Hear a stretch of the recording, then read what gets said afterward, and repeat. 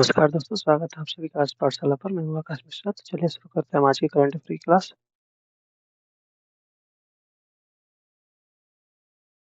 तो चलिए आज का हमारा प्रमुख बिंदु है इंडिया एआई इम्पैक्ट समिट 2026। तो खबर देखते हैं, खबर क्या है। तो India AI impact summit 2026 Bharat सरकार के इलेक्ट्रॉनिक्स और सूचना प्रौद्योगिकी मंत्रालय और प्रमुख वैश्विक तकनीक संगठनों द्वारा आयोजित एक शिखर सम्मेलन है। इसका मुख्य उद्देश्य भारत को एआई फॉर ऑल, सभी के लिए एआई के वैश्विक केंद्र के रूप में स्थापित करना है। इंडिया एआई मिशन की प्रगति को प्रदर्शित करता है। तो चलिए इसका मुख्य उद्देश्य और थीम देखते हैं। तो इसकी जो थीम है, एआई के माध्यम से समावेशी विकास और नवाचार, इंक्लूसिव ग्रोथ एंड इनोवेशन। तो एआई के माध्यम से समावेशी विकास और नवाचार इसका मुख्य थीम है। लक्ष्य क्या है? स्वास्थ्य, कृषि और शिक्षा शासन में एआई व्यवहारिक रूप से उपयोग को बढ़ावा देना। तो एआई का उपयोग करके करना स्वास्थ्य के क्षेत्र में, कृषि के क्षेत्र में, शिक्षा के क्षेत्र में और शासन के क्षेत्र में एआई के उपयोग को बढ़ावा देना इसका मुख्य लक्ष्य है। रणनीति: भारत के विशाल डेटाबेस का उपयोग करके स्वदेशी एआई मॉडल को विकसित करना, जिसमें भाषाई मॉडल शामिल है।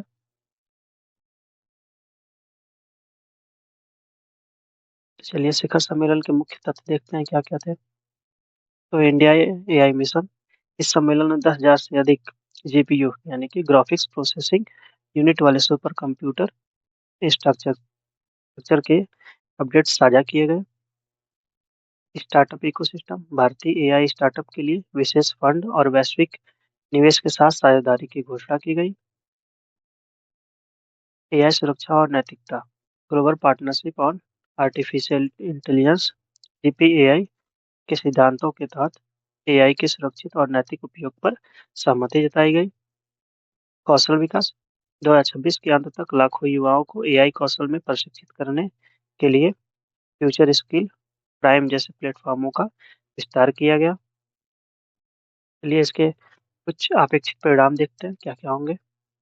आर्थिक प्रभाव, अनुमान है कि 2026 तक एआई भारत की जीडीपी में महत्वपूर्ण योगदान देना शुरू कर देगा। डिजिटल पब्लिक इंफ्रास्ट्रक्चर डीपीआई यानी कि आधार और यूपीआई की तरह एआई को भी एक सार्वजनिक सेवा के रूप में विकसित करना इसका लक्ष्य है, जो कि इसके परिणाम आगे हो सकते हैं। वैश्विक नेतृत्व, ग्लोबल साउथ, विकासशील देशों के लिए एआई समाधानों के प्रदाता के रूप में भारत का उदय होगा। जो भी ग्लोबल साउथ के देश है, जो विकासशील देश है, उनके लिए भारत एआई समाधानों का एक प्रदाता के रूप में बन के उभरेगा। परीक्षा की दृष्टि से इसके कुछ महत्वपूर्ण तथ्य। तो इंडिया एआई मिशन से कैबिनेट द्वारा 10,372 करोड़ के बजट के साथ मंजूरी दी गई थी। एयरबॉट भारत का एआई सुपर कंप्यूटर है, जो दुनिया के शीर्ष क्रम में शामिल है।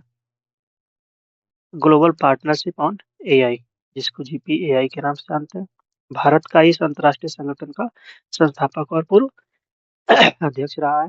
तो जीपीएआई का भारत एक संस्थापक सदस्य और इसका पूर्व अध्यक्ष भी रहा है। तो जीपीएआई एक अंतर्राष्ट्रीय संगठन है जो कि आर्टिफिशियल इंटेलिजेंस के लिए बनाया गया है। राष्ट्रीय AI portal, India AI.gov.in Bharat में एआई से संबंधित सभी गतिविधियों के लिए एक केंद्रीय मंच प्रदान करता है। नैतिक एआई का इथिकल एआई, इसका मतलब कि एआई में पक्षपात और डेटा गोपनीयता से संबंधित चुनौतियां इससे जुड़ी हुई हैं, तो इसको भी दूर करना इसके कुछ उपयोग है। चलिए इसका मुख्य निष्कर्ष देखते हैं। तो 2026 में यह सम्मेलन दर्शाता है कि भारत अब केवल तकनीकी का उपभोक्ता ही नहीं, बल्कि एआई का निर्माता बनने की ओर अग्रसर है। भाषणी जैसे प्रोजेक्ट के माध्यम से स्थानीय भाषाओं में एआई की पहुंच इस मिशन की सबसे बड़ी उपलब्धि मानी जा रही है।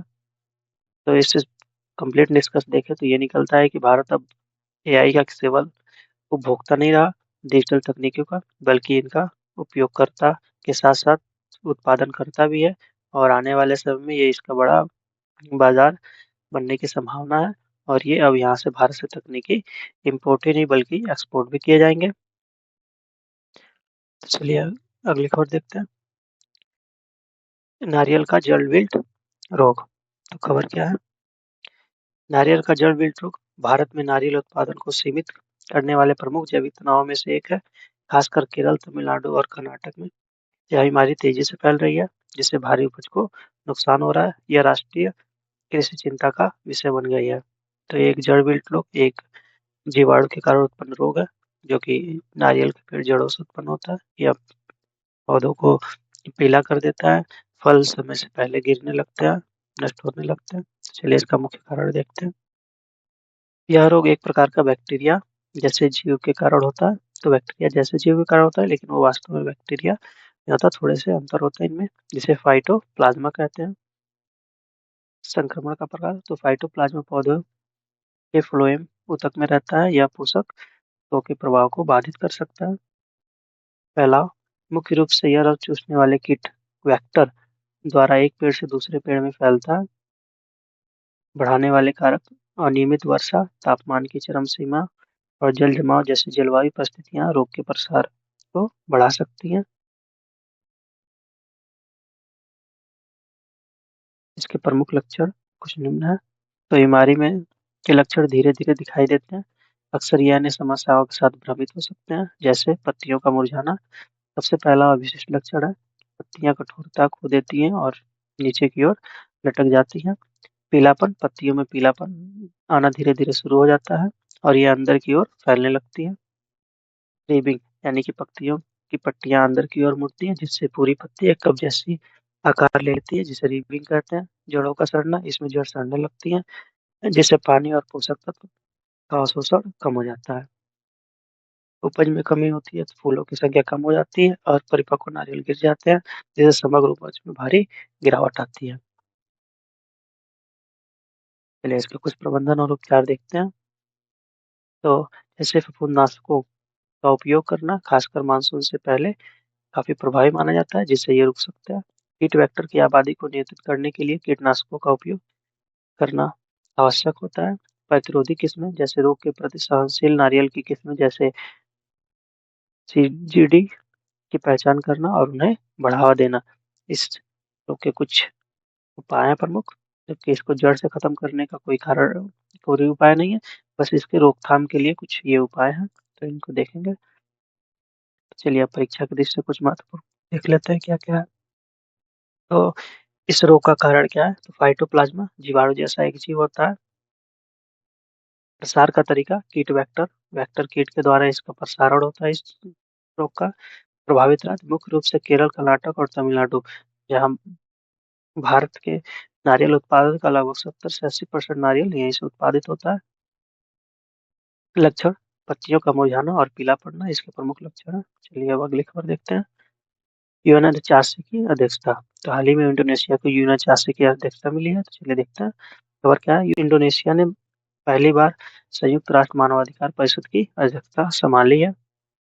इंडोनेशिया के प्रतिनिधि सिद्धार्थो रेजा सूर्योदिपुरो को सर्वसम्मति से 2026 के लिए परिषद का अध्यक्ष चुना गया है। इंडोनेशिया सभी के लिए प्रेसिडेंसी नामक थीम के तहत काम करेगा और ग्लोबल साउथ की आवाज को मजबूत करेगा। चलिए देखते हैं यूएनएचआरसी होता क्या है। तो यूएनएचआरसी का मुख्यालय जिनेवा में, स्विट्जरलैंड में है। इसकी स्थापना 2006 में हुई थी संयुक्त राष्ट्र महासभा के द्वारा। इसका कार्य है दुनिया भर के मानवाधिकारों को बढ़ावा देना और उनकी रक्षा करना। तो UNHRC, United nation human right commission. चलिए आगे बढ़ते हैं अगली खबर। आईआईटी दिल्ली उत्कृष्टता केंद्र।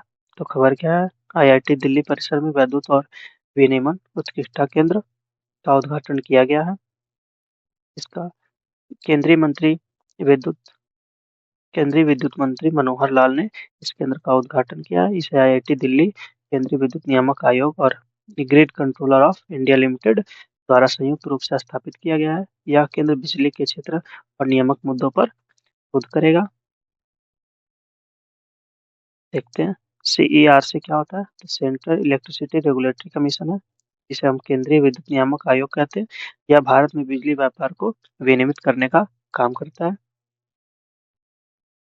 अगली खबर हमारी है गोला बारूद फैक्ट्री। देखते हैं इसके बारे में खबर क्या है। नागपुर में भारत की पहली स्वचालित माध्यम कैलिबर गोला बारूद फैक्ट्री का उद्घाटन हुआ है।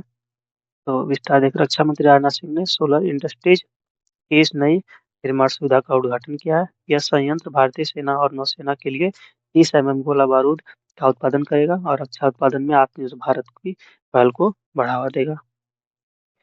चलिए देखते हैं भारत की सबसे आयुध निर्माणी। भारत एक सबसे बड़ी गोला बारूद फैक्ट्री मध्य प्रदेश के जबलपुर में आर्डिनेंस फैक्ट्री कमरिया में स्थित है। जीईएम और डब्ल्यूटीसी एमईओ पर हस्ताक्षर हुए हैं। तो चलिए देखते हैं खबर क्या है। तो सरकारी ई मार्केट प्लेस जिसे ईएम कहते हैं और world trade centre WTC Mumbai ने एमएसएमई सहयोग हेतु एक समझौता ज्ञापन एमओयू पर हस्ताक्षर किए हैं। तो देखते हैं इसके बारे में। यह साझेदारी का उद्देश्य एमएसएमई स्टार्टअप और महिला उद्यमियों के लिए घरेलू और वैश्विक सार्वजनिक खरीद अवसरों का विस्तार करना है। यह जीईएम प्लेटफॉर्म की वैश्विक स्थिति को मजबूत करेगा। जीईएम यह वाणिज्य और उद्योग मंत्रालय के तत्वाधान में एक विशिष्ट परियोजना वाहन है जो सरकारी खरीद के लिए ऑनलाइन पोर्टल प्रदान करता है। चलिए बस आज के लिए इतना ही। धन्यवाद।